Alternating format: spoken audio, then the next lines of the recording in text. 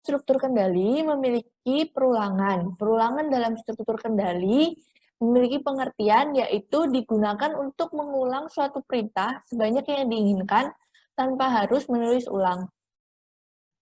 Perulangan pada struktur kendali memiliki beberapa jenis. Yang pertama, perulangan dengan for. Perulangan dengan for digunakan untuk mengulangi perintah dengan jumlah perulangan yang sudah diketahui.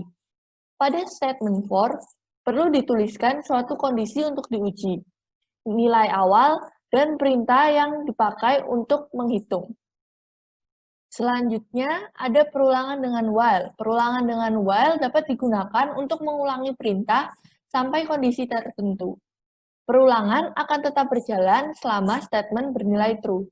Selanjutnya ada pengulangan dengan do while. Pengulangan dengan do while akan tetap berjalan jika statement yang diperiksa di while tetap bernilai true, dan pengulangan akan berhenti jika statement yang diperiksa di while bernilai false atau salah. Pada bagian ini saya akan membuatkan contoh pemrograman tentang percabangan dan perulangan. Sama seperti sebelumnya, kita pertama membuat variabel dulu, namun bedanya pada perulangan dan percabangan kali ini, saya akan menambahkan kelas scanner. Pertama, caranya kita klik dulu scanner.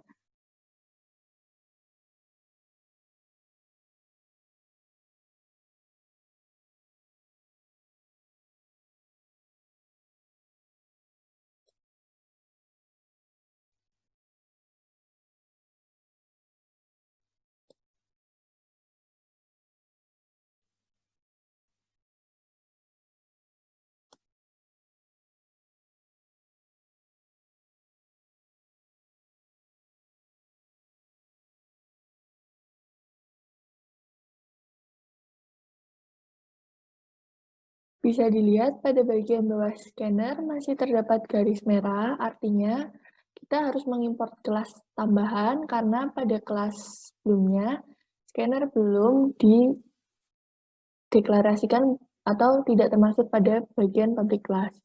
Caranya dengan arahkan kursor pada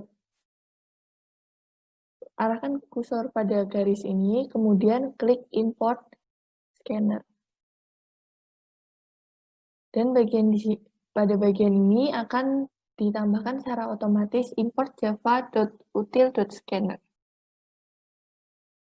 Scanner merupakan salah satu cara untuk menginputkan data dari keyboard. Lalu setelahnya kita tuliskan variabelnya.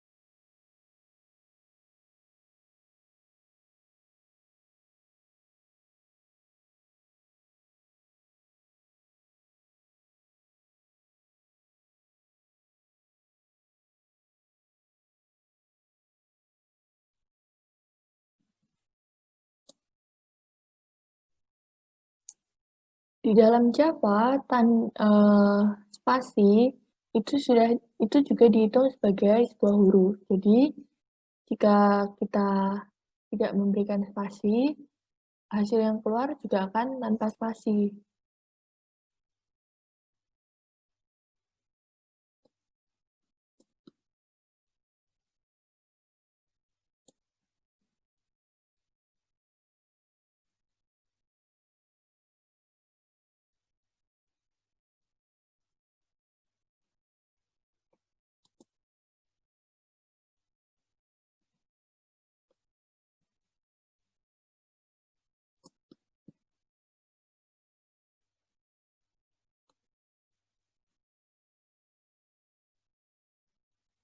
Maksud dari pengosongan setelah sama dengan, nanti ketika program ini di-run, kita akan memasukkan input dari keyboard, karena kita sudah menggunakan kelas scanner pada pemrograman ini.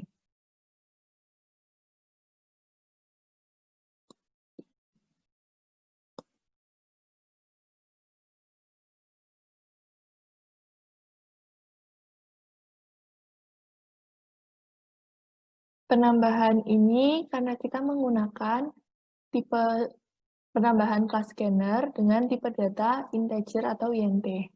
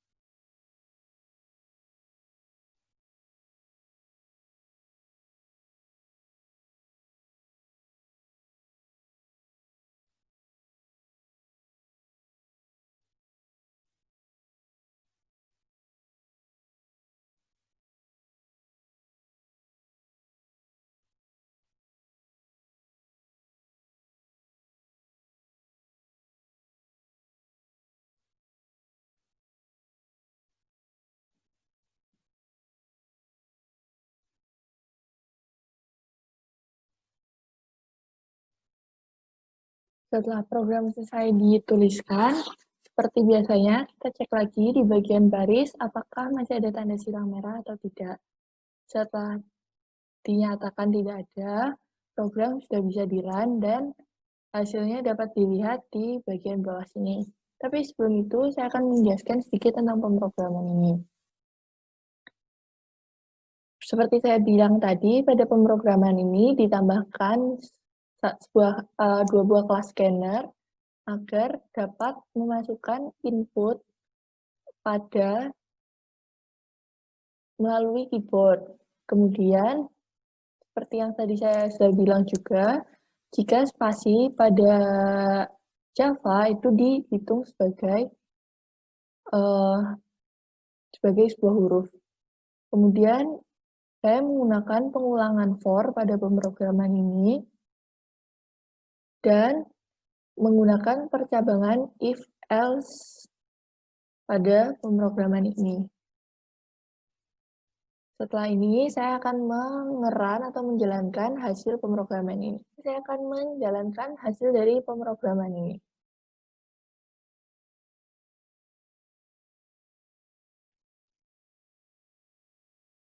Dapat dilihat pada pemrograman ini, hasil pemrograman ini, kita diminta untuk memasukkan sebuah angka yang nantinya akan dibuktikan apakah angka tersebut bilangan prima atau bukan prima. Misal saya akan memasukkan angka 17. Kita enter, 17 merupakan bilangan prima. Jadi terbukti jika bilangan 17 atau angka 17 merupakan bilangan prima. Di dalam struktur kendali juga terdapat kata kunci break dan continue. Break digunakan untuk keluar dari blok program, sedangkan continue digunakan untuk mengabaikan baris perintah suatu blok loop dan melanjutkan loop kembali.